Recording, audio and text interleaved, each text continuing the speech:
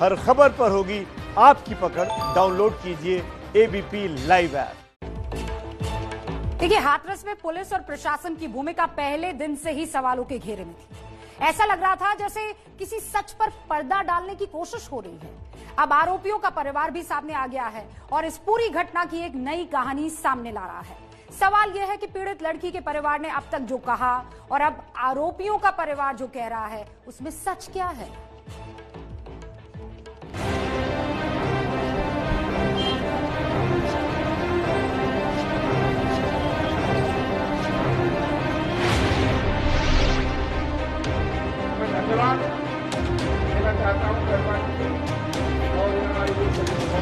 अगर मेरे बेटा ने गुनहगार करा है तो दाढ़े से गोली मार दो। अगर मेरा बेटा गुनहगार नहीं है तो मेरा बेटा मुझे वापस दो।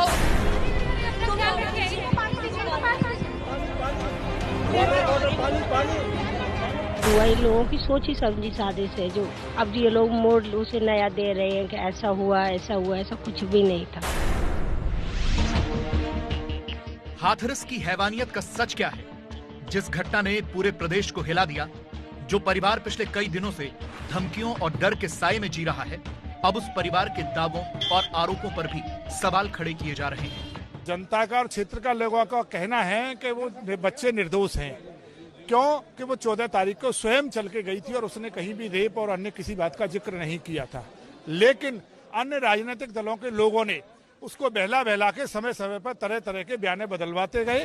आरोपियों का बचाव करने वाले ये हैं हाथरस के पूर्व बीजेपी विधायक राजवीर सिंह पहलवान।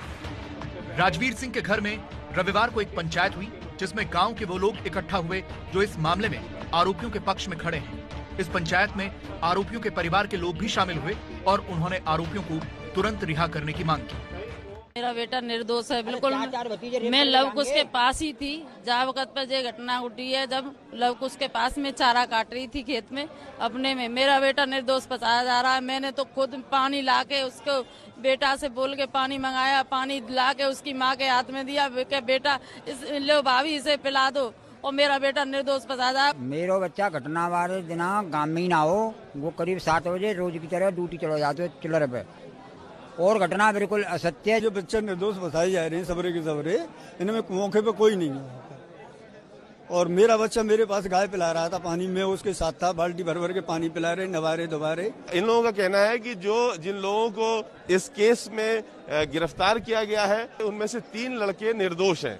और ये सारे लोग जो यहाँ पर मौजूद हैं, इस सभा में मौजूद हैं, वो ये चाहते हैं कि उन तीनों लड़कों को रिहा किया जाए और उनके पक्ष की लड़ाई ये लोग लड़ रहे हैं। नार्को टेस्ट के पक्ष में है और नार्को टेस्ट की जो बात आई है उसको लेकर के यहाँ पर खुशी जताने के लिए ये सभा थी। हाथरस केस में आरोपियों का परिवार ये साबित करने में लगा है कि गैंगरेप हुआ ही नहीं और इस सारी घटना की वजह पुरानी रंजिश है। मेरे बेटे को नाजायज फंसाया जा रहा है। मेरा बेटा वो टाइम में वहाँ था ही नहीं, और ये पुरानी रंजिश है, उसे निभा रहे हैं। ये तो हमारी कोई रंजिश नहीं है, कोई झगड़ा नहीं है। गांव में रह के ये टूटू में हर एक इंसान के साथ चलती रहती है, मगर ये रंजिश वाली बात है, ये कुछ भी नहीं है।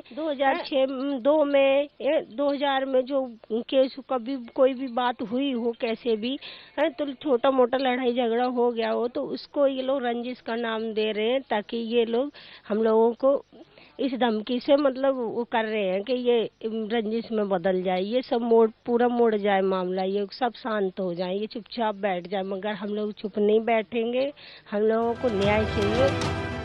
जहां पीड़ित परिवार अभी भी अपनी मांग पर अड़ा हुआ है, वहीं आरोपियों के परिवार की तरफ से नए और गंभीर आरोप लगाए जा रहे हैं।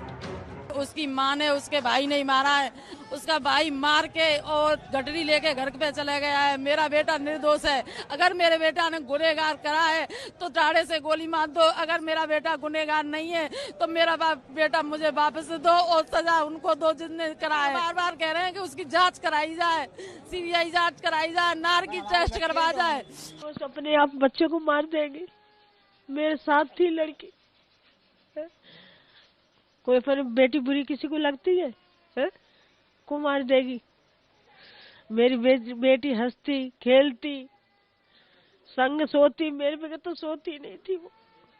जब से गई है, जब से मुझे नींद नहीं आती है रात को। आरोप ये भी है कि पीड़ित लड़की और आरोपी एक दूसरे को पहले से जानते थे, लेकिन पीड़ित परिवार इस बात से साफ इनकार कर रहा है। एक जो बड़ी बात वीडियो जारी करके आरोपी पक्ष लगा रहा है वो ये है माँ जी कि आपकी बेटी अपनी इच्छा से वहाँ गई थी और उस लड़के से वो पहले से मिलती जुलती थी। जितनी बात बना ले जितनी थोड़ी है। मेरी बेटी निकलती नहीं घर से, जाती नहीं, मैं मुश्किल से लेके गई हूँ। मम्मी चल चल कर, नहीं मम्मी तुम जाओ दोनों जनी, तुम चले जाओ, मैं खाना बनाई। वो कहीं जाती नहीं थी, घर का ही सारा काम करती हूँ। तक हमारे अड़ोस पड़ोस के भाई बहन है उनके, वो उनसे भी बात नहीं करती थी, तो वो तो बहुत बड़ी चीज है। उस लड़के से बात करना तो बहुत बड़ी बात है। तो अपने इतना बड़ा घर का ही सारा काम करती हूँ। तक हमारे अड़ोस पड़ोस के भाई बहन है उनके, वो उनसे भी बात नहीं करती थी, तो वो तो बहुत बड़ी चीज है। उस लड़के से बात करना तो बहुत बड़ी बात है। तो अपने इतना बड़ा शासन है माँ बाप का कि वो माँ से बिना पूछे, हम बाहर भी जा रहे हैं ना, तो भाभी मैं नहाने जा रही हूँ, वो बिना पूछे किसी के साथ ऐसे जा सकती है, किसी से मिलने जा सकती है। पीड़ित लड़की के परिवार का कहना है कि ये सारी बातें सिर्फ फैलाई जा रही हैं, जिससे पूरे केस को नया मोड़ दिया जा सके। सवाल है कि फिर नार्को टेस्ट कराने में क्या आपत्ति है? हमने कोई अपराध किया है? बच्चा भी हमारा गया, तो फिर दिक्कत क्या है? दिक्कत क्या है? नार्को टेस्ट किसका होना चाहिए? डीएम साहब का करवाइए। किसका होना चाहिए? आईडीओ साहब का होना चाहिए। है जो एसओ दरोगा जो भी उसमें केस में शामिल हुए हैं उन लोगों का करवाना चाहिए। उन्होंने कितने पैसे लिए हैं इस बॉडी को खरीदने के लिए, इस केस को दबाने के लिए कितना खा रहे हैं? क्या सरकार भी बिक गई है? उनके सारे जो भी हैं बड़े बड़े अधिकारी सब बिक चुके हैं। पीड़ित परिवार की तरफ से सीबीआई जांच पर भी सवाल उठाए जा रहे हैं। उनका कहना है कि जब अब तक पुलिस से लेकर प्रशासन ने उनके साथ धोखा और जबरदस्ती की, तो आगे इंसाफ की उम्मीद कैसे लगाएं? वहीं आरोपियों के बचाव में उनका परिवार भी सामने आ गया है। मान लो हमारे बेटा जुर्मबार हैं, तो जो सजा बनते हो, फांसी की बनते हो, फांसी दे दी जाए। और गुआ के बचाव में अगर हम को बच्चा बचाव में हम को झूठ बोल रहे हो, तो हमारी गोली हमें गोली मार दी जाए। इस बीच हाथरस में सवर्ण समाज की तरफ से भी आरोपियों के पक्ष में लामबंदी शुरू हो गई है। उन्हें निर्दोष बताने के लिए प्रदर्शन किए जा रहे हैं। दोषी कोई बचे नहीं, दोषी कोई बचे नहीं।